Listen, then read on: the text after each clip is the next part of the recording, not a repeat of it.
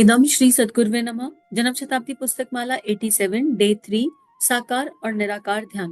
परम पूज्य गुरुदेव हमें चेतना के उच्चतम आयाम पर ले जा रहे हैं। गुरुदेव कह रहे हैं कि तुम्हें साकार और निराकार जानना है, पहले उसके बीच की जो दूरी है ना उसको पता कर लो, उसके बीच का जो गैप है उसको पता कर लो। और इसी क्रम में गुरुदेव कह रहे थे कि देवी अनुग्रह किस पर बरसेगा, क्यों बरसेगा, कब बरसेगा, इसको जानना है। हम देह की सफाई का बहुत ध्यान रखते हैं जब उपासना की बात आती है, पर हम अंतर मन की सफाई की बात नहीं करते हैं। हम अंतर मन को साफ नहीं रखना चाहते हैं। लेकिन कल एक बहुत ऐसी कठोर बात आ गई कि अगर मेरे अंतःकरण में राग, द्वेष, छल, कपट, झूठ, बुराई, भलाई ऐसे भाव भरे पड़े हैं और इसी अंतःकरण से जप हो रहा है, तो ये लाशों पर बैठकर जप करने के बराबर है। और विदाउट डाउट ये लाशों पर बैठकर जप करने के बराबर है। कब्रिस्तान पर तांत्रिक साधना हो सकती होगी, लेकिन सात्विक साधना तो नहीं हो सकती। तो हम क्या कर रहे हैं? नाली में बैठकर जप करने से कुछ होगा? देखो, नाली में गंगा जल डाल दीजिए, गंगा जल का महत्व खत्म नहीं होता। पर नाली में गंगा जल डाल के गंगा जल वेस्ट ही किया जाता है। गंगा जल का अपना अपना ऑरा है, वो कभी खत्म नहीं होगा और डालने वाला भी मूर्ख ही कहलाएगा। लेकिन हम ये कहें कि नाली में गंगा जल डाला और नाली पवित्र नहीं हुई, तो हम चेतना को साफ नहीं कर रहे। हमने अपने अंतःकरण के अंदर इतनी गंदी नाली बना ली और उस नाली के माध्यम से देह तो साफ हो गई, बाहर तो साबुन रगड़ ली, क्रीम पाउडर लगा लिए, बाथरूम में जाकर प्रोडक्ट गिन लीजिए, हर किसी के पास जाने कितने प्रोडक्ट बाथरूमों में हमारे पास होंगे। फिर फेस पे लगाने के लिए क्रीम भी होगी और फिर वस्त्र भी हमने पूजा के 3-4 जोड़ी रख रखे होंगे। ये सफाई तो हमने बहुत अच्छे कर ली और पूजा गृह में भी झाड़ू पोछा लगाए बिना तो एंटर नहीं होगा। ये सफाई तो हमने बहुत बढ़िया तरीके से कर ली और मंदिर के बर्तन तो रोज धुलेंगे और भगवान जी का स्नान भी रोज होगा। मतलब भगवान जी मैले हो गए, है ना? कितनी बढ़िया बात है कि भगवान जी का स्नान रोज कराना है और वो भी एक चम्मच से, एक कटोरे में, एक कुलिया में भगवान को नहला देंगे। कितनी बढ़िया बात है।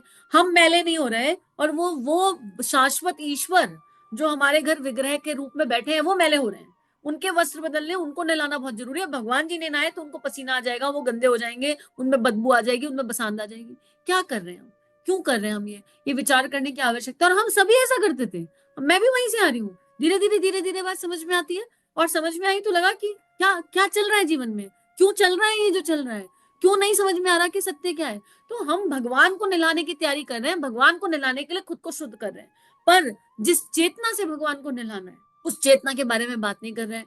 तो अगर भीतर नाली है अंदर और ऐसी नाली है तो उस पर आप 1000 गायत्री डालो या 1 लाख गायत्री डालो या 1 करोड़ गायत्री डालो, पता नहीं उसका क्या होगा। ये बिल्कुल नाली में गंगा जल डालने जैसा है। अब वो फिर नाली, फिर गायत्री माता जाने और आप जानिए, हम तो फिर इसमें गुरुदेव तो इसमें क्या ही कर सकते हैं। गुरुदेव तो हमको समझा ही सकते हैं और गुरुदेव बार बार समझा रहे हैं। और इस क्रम में एक बात ये भी बताई थी कि आप भगवान के पास, हम भगवान के पास बैठे और भगवान के पास निष्कासन की ऊर्जा के साथ बैठे, भगवान के साथ पूरे प्रेम के साथ बैठे और साफ साफ बताएं कि हम में ये कमी है, भगवान प्लीज हेल्प अस आउट, हमें शक्ति दो, भ्रम बल दो। और यकीन करो, एक एक एक करके पकड़ना, एक एक करके पकड़ना, 3-3 महीने में ट्रांसफॉर्मेशन हो जाएगा, 1 साल में 4-5 विकारों से मुक्ति मिलेगी। 1 साल का प्रोसेस है, करके देख लीजिए, एक्सपेरिमेंटेड है। अब गुरुदेव फिर वही कह रहे हैं, बाहर की नहीं भीतर की सफाई करो। मेरा बस चले ना तो मैं ऐसा विम बार ऐसी विम लिक्विड बनाऊं कि जो भी इस यात्रा पे उन्हें विम पिलाया, ऊपर से पानी डाला, गुल्ला कर दो, सब साफ हो गया। ये तो संभव नहीं है ना। ऐसा शॉर्टकट तो इस यात्रा पर है नहीं कि बर्तन अंदर से गंदा है बाहर से साफ कर रहे हैं। There is no shortcut to this journey, there is no shortcut. देखो यार, एक संतान भी पैदा होती है ना, 9 महीने का प्रोसेस है उसका भी, तो शॉर्टकट कहाँ है? कैसे, क्यों चाहते हैं कि आज जब किया और कल रिजल्ट आ जाए? नहीं होगा। जिस विकार को मैनिफेस्ट किया है हमने महीनों महीनों, जिस संस्कार को हमने महीनों मैनिफेस्ट किया है, उसको थोड़े दिन तो दो ठीक करने के लिए। तो बाहर की नहीं भीतर की सफाई। मित्रों, जहां कहीं भी शास्त्रों में स्नान का वर्णन है वहां शरीर के धोने का सिद्धांत नहीं है। शरीर के धोने का मतलब इच्छाओं, भावनाओं, विचारणाओं की सफाई से है, जो केवल अपने शरीर को खुशबूदार बनाते रहते हैं और शरीर को कितनी बार धोते रहते हैं। सारा दिन पाउडर लगाते हैं, सेंट लगाते हैं, क्रीम लगाते हैं, लक्स से नहाते हैं, कोई बढ़िया से बढ़िया साबुन से नहाते हैं। नहाने के बारे में तो उन लोगों को देखो जो अपने शरीर को तो धोते हैं परंतु भीतर से कैसे कैसे धंधे करते हैं। देखो, अभी आ गई ना वही क्रीम पाउडर वाली बात कि प्रोडक्ट भरे पड़े हैं। तो लेकिन जिस सफाई की बात गुरुदेव कर रहे हैं, जिस सफाई की बात हमारे शास्त्रों में लिखी है, वो सफाई हमें समझ में आ गई है। तो चलेगा, एक दिन हमारे कान्हा जी मंदिर में बैठे नहीं नहाए, चल जाएगा, कोई बात नहीं, कोई दिक्कत नहीं होगी। पर नहीं चलेगा अगर विकार अंदर से नहीं हटे, अगर अंदर से वो चेतन तत्व में अंदर अगर कलुषितता है और उससे हम जब कर रहे हैं तो वो नहीं चलेगा, उसको सुधारने की आवश्यकता पड़ेगी। आपने भगवान की पूजा करी, भगवान की उपासना करी, सब कुछ कर लिया, लेकिन धंधे कैसे कर रहे हैं? रिश्वत का पैसा कमाते हैं, गलत तरीके से पैसा कमाते हैं, इसमें भिक्षा भी शामिल है। बेटे, हम भीतर की भी रोज सफाई करें तो भगवान प्रसन्न होगा, और आपा भी। शरीर कम धोया तो चल जाएगा, कोई बात नहीं है, तू समझता क्यों नहीं? स्नान करना एक सिद्धांत है कि हमारा मन, हमारी चेतना का परिष्कार होना चाहिए।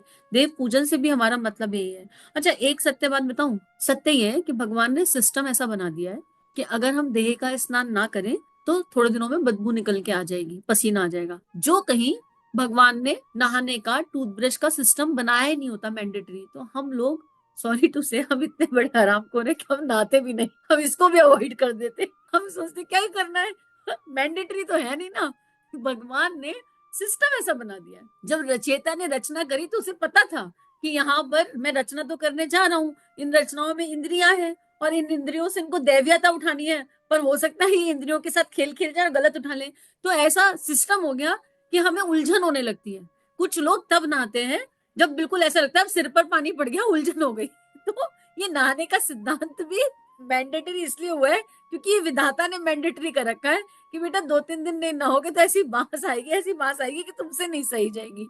1-2 दिन टूथब्रश नहीं करोगे तो ऐसा हाल होगा, दांतों का ऐसा हाल होगा, और जो कीड़े लगेंगे सो अलग, जो दर्द होगा सो अलग। तो हम लोग ये भी इसलिए नहीं कर रहे कि हमारा संस्कार है, ये भी हम इसलिए नहीं कर रहे कि इसके बिना हमारा गुजारा नहीं है, ये भी हम इसलिए कर रहे हैं क्योंकि भगवान ने, विधाता ने रच इस तरह दिया है शरीर को।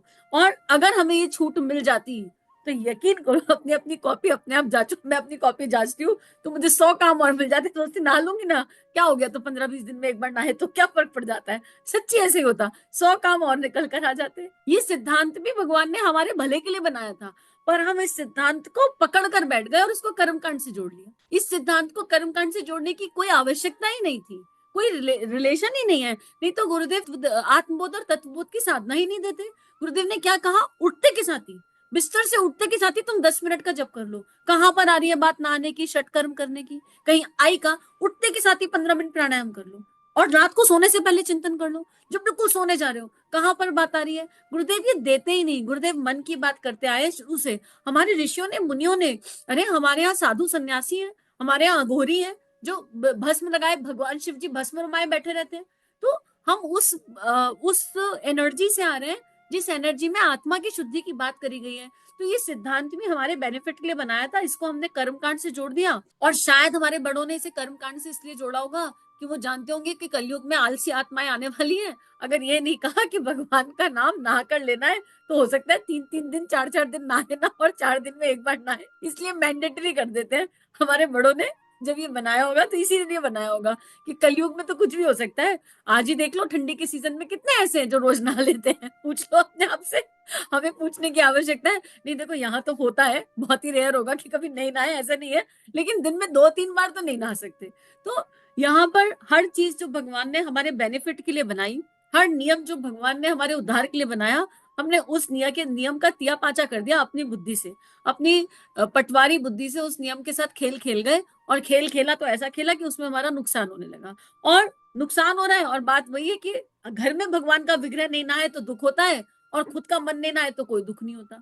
बताओ, कृष्ण भगवान लल्ला नहीं नहाएंगे, कृष्ण लल्ला बैठे हैं घर में और वो नहीं नहाए तो कितनी गलत बात हो जाएगी। आज भगवान को नहीं लाया। जो कृष्ण जी की सेवा करते हैं, कभी 4 दिन के लिए चले जाए कहीं घूमने और किसी के ऊपर जिम्मेदारी छोड़ जाए, तो आधे टाइम ये सोचते रहते हैं निलाया कि नहीं निलाया, निलाया कि नहीं निलाया। अरे भैया, भगवान कृष्ण मैले नहीं होंगे? अगर 4 दिन नहीं नहाएंगे तो वो गंदे नहीं होंगे? वो कैसे गंदे हो जाएंगे जो हम सबको साफ कर सकते हैं, जिनमें वो पावर है।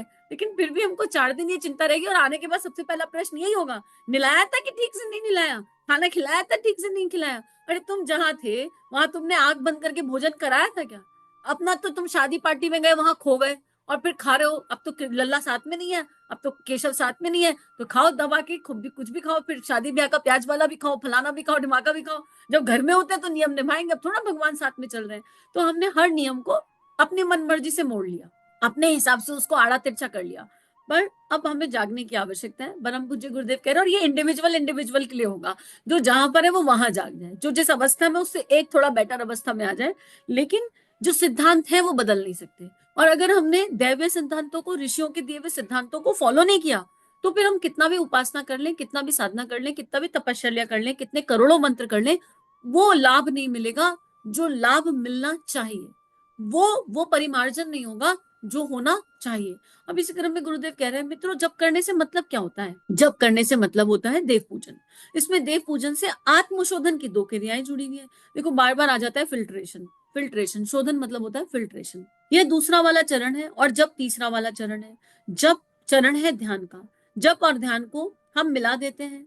जप को मिला देने से एक प्रक्रिया बनती है, नहीं तो जप अधूरा रह जाएगा। आपका जप अधूरा है, अगर आप ध्यान नहीं करेंगे तो जप अधूरा है। जप करने पर लोगों की शिकायत होती है कि मन भागता रहता है। बेटे, मन ना भागे इसलिए हम जप के साथ में ध्यान को भी बताते हैं। अक्सर अक्सर हम एक साकार ध्यान बताते हैं और दूसरा निराकार ध्यान।